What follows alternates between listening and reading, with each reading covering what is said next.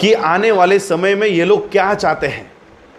जो हक और अधिकार बाबा साहब अंबेडकर जी ने हम लोगों को इस देश के संविधान में देकर गए हैं, ये हक और अधिकार वो हमसे छीनना चाहते हैं। जो शिक्षा के प्रावधान है, जो नौकरी के प्रावधान है, जो अच्छी व्यवस्था बाबा साहब ने हमको दी है, ये इस व्यवस्था को विरोध करते हैं और फिर से हमारे गले में हांडी और कमर में झाड़ू लगाने की व्यवस्था इस देश में ये निर्माण करना चाहते हैं।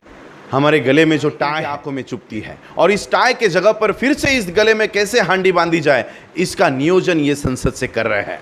हमारे कमर में जो पट्टा लगा है वो पट्टा इनके आंखों में चुभता है और इस कमर पे फिर से कैसे झाड़ू बांधा जाए, इसकी योजना ये रोज संसद में से कर रहे हैं।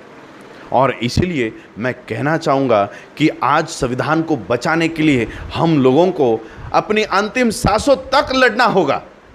इस देश में अगर इस देश का संविधान सुरक्षित है तो ही हमारे घर दार, हमारी नौकरियां सुरक्षित हैं।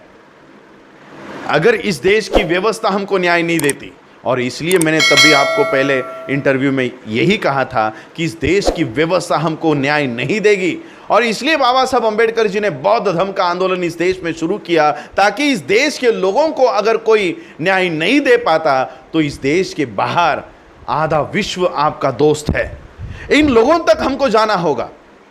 आज हमारे एक सैनिक को बचाने के लिए इंटरनेशनल कोर्ट ऑफ जस्टिस में अगर इस देश के वकील जा सकते हैं, तो इस देश के संविधान को बचाने के लिए हम इंटरनेशनल कोर्ट ऑफ जस्टिस में नहीं जा सकते?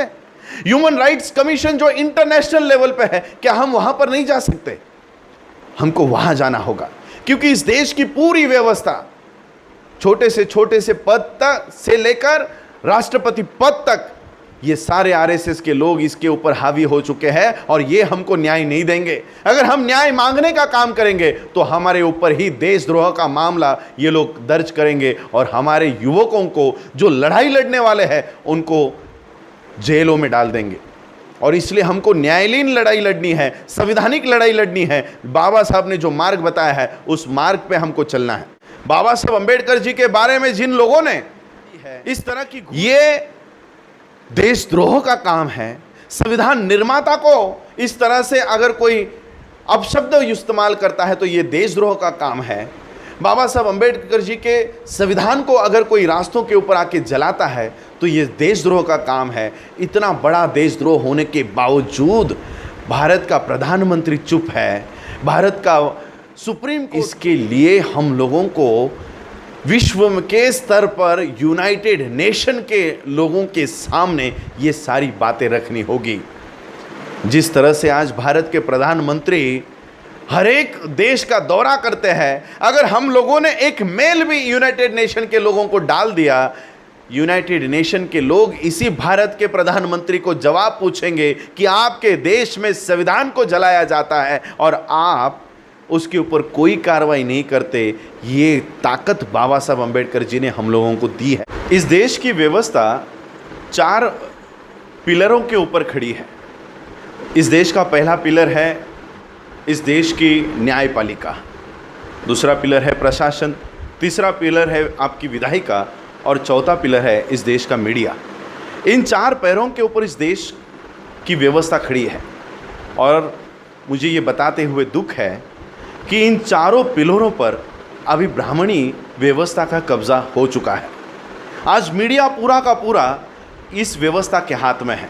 आपकी न्यायपालिका चीफ जस्टिस ऑफ इंडिया दीपक मिश्रा चुन ले गए हैं और आपकी पूरी विधायिका, आपकी संसद हो, आपकी विधानसभा हो, ये पूरी की पूरी आरएसएस के हाथों में चली गई है।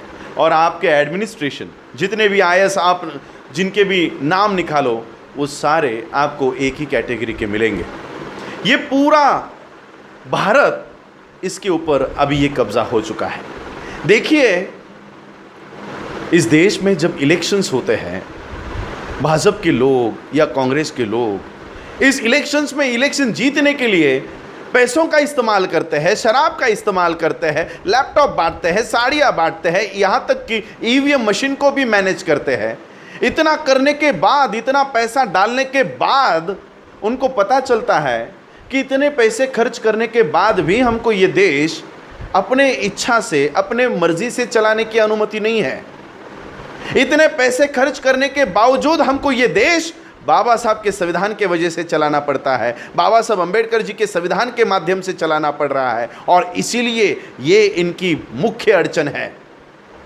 इतने पैसे खर्च करने के बावजूद आज आरएसएस इस देश को मनुस्मृति के अनुसार नहीं चला पा रहा, इसलिए इनकी प्रमुख अड़चन है इस देश का संविधान। और इस देश के संविधान को हटाने के लिए ये अलग अलग माध्यम से कोशिश कर रहे हैं। जो काम आज खुद इस देश का प्रधानमंत्री नहीं कर सकता, वो काम वो सुप्रीम कोर्ट के माध्यम से कराते हैं, वो काम मीडिया के माध्यम से कराते हैं, वो काम प्रशासन के माध्यम से कराते हैं। और इसलिए आज जो कुछ हो रहा है इस देश में, इस देश का संविधान इतना बड़ा ग्रंथ इस देश का जलता है और हमारे प्रधान सेवक को पता नहीं है, ये मुमकिन नहीं हो सकता। और इसलिए ये सारा कहीं ना कहीं पर इस देश में फिर से मनुस्मृति लागू करने का काम शुरू हो चुका है। और आने वाले समय में अगर हम हमारे हक और अधिकार की लड़ाई के लिए अगर जागरूक नहीं हुए, तो हमारे बच्चों को फिर से जो मनुवाद की व्यवस्था में जो हमारे लिए प्रावधान रखे गए थे, वो व्यवस्था हमारे बच्चों के लिए लागू कर दी जाएगी।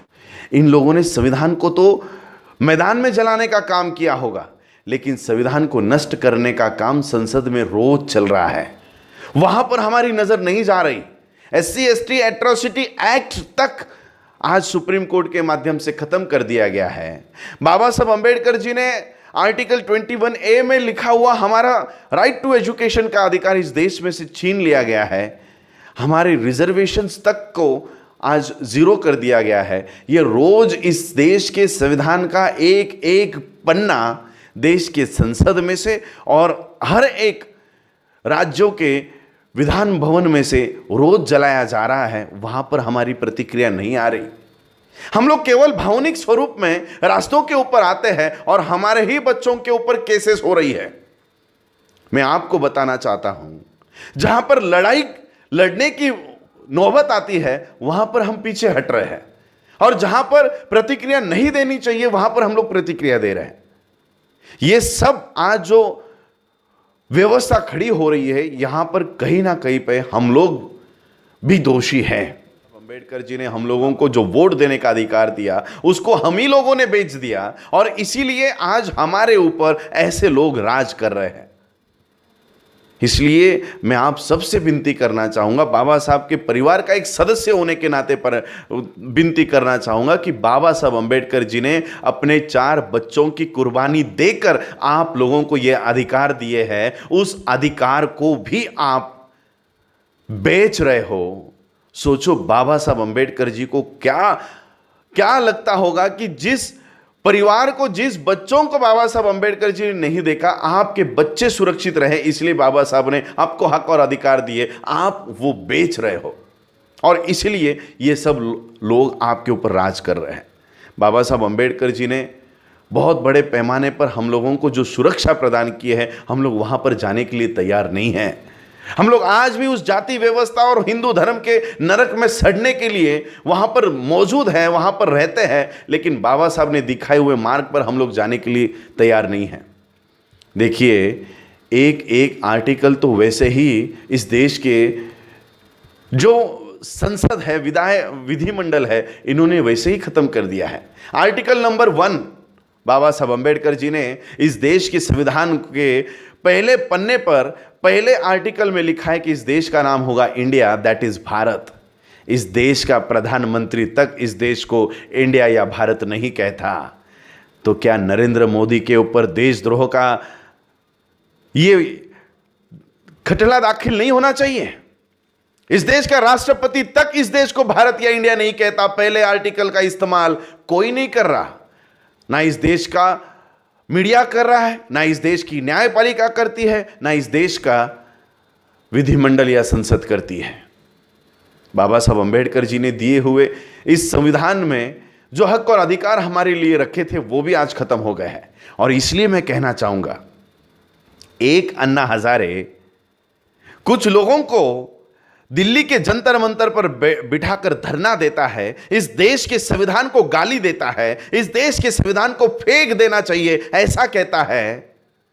लोकपाल बिल जो गैर संवैधानिक है, उसकी मांग के लिए अगर वो 10,000 50,000 लोग इकट्ठा करके अपनी मांग रख सकता है, तो क्या इस देश के लोग अपने हक और अधिकार के लिए, इस देश के संविधान को बचाने के लिए, क्या दिल्ली के जंतर मंतर पर धरना नहीं दे सकते?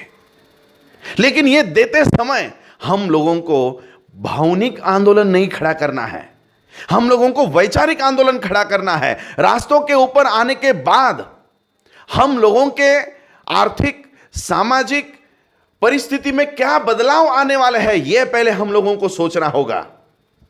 हम लोग ये नहीं सोच रहे, सिर्फ रास्तों के ऊपर आ रहे हैं। उस रास्तों के ऊपर आने के लिए हमारे प्लान क्या है, हमारी पॉलिसी क्या है, पहले यह हम लोगों को नियोजित करना होगा, निर्धारित करना होगा हमें क्या चाहिए। देखिए, मैं आप लोगों को कुछ बातें बताना चाहूंगा आज इस वीडियो के माध्यम से। एक तरफ इन लोगों ने आज हम लोगों की जो शिक्षा की व्यवस्था है ये खत्म कर दी है, और आज इस देश में डुअल एजुकेशन पॉलिसी लागू कर दी है, दुहेरी शिक्षा नीति। ऐसे स्कूल आज उनको मान्यता दे दी गई है जिनमें अगर आपके जूनियर केजी में अगर आपके बच्चों को दाखिला लेना है तो 1 से 1.5 लाख रुपया ईयरली आपके पास होगा, तो ऐसे स्कूलों में आपके बच्चों को दाखिला मिलेगा। और जिन स्कूलों में आपके बच्चे पढ़ रहे हैं उन स्कूलों में से एजुकेशन बंद कर दिया गया है।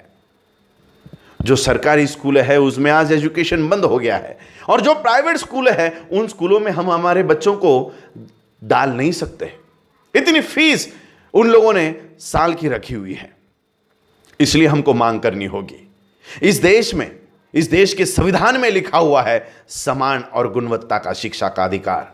इसलिए हमको मांग करनी होगी कि इस देश में समान और गुणवत्ता की शिक्षा का अधिकार इस देश में होना चाहिए। जिस पद्धति की शिक्षा अंबानी के बच्चों को मिलती है, जिस पद्धति की शिक्षा राष्ट्रपति के बच्चों को मिलती है, उसी पद्धति की शिक्षा SC, ST, OBC और माइनॉरिटी के बच्चों को मिलनी चाहिए। यह मांग लेकर हमको रास्तों पे आना होगा।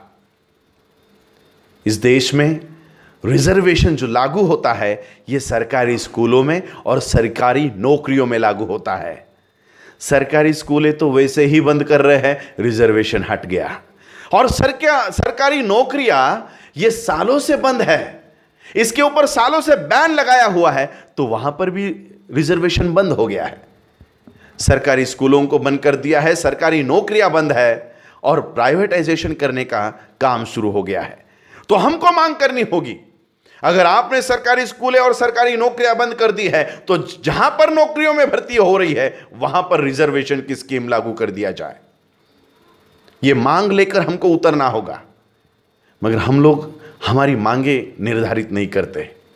और इसलिए देखिए, मैं गए 2 साल से यह कैंपेन चला रहा हूं, और आज हमारे जो नेता हैं ये इस तरह की घटनाओं का जैसे इंतजार ही कर रहे हो।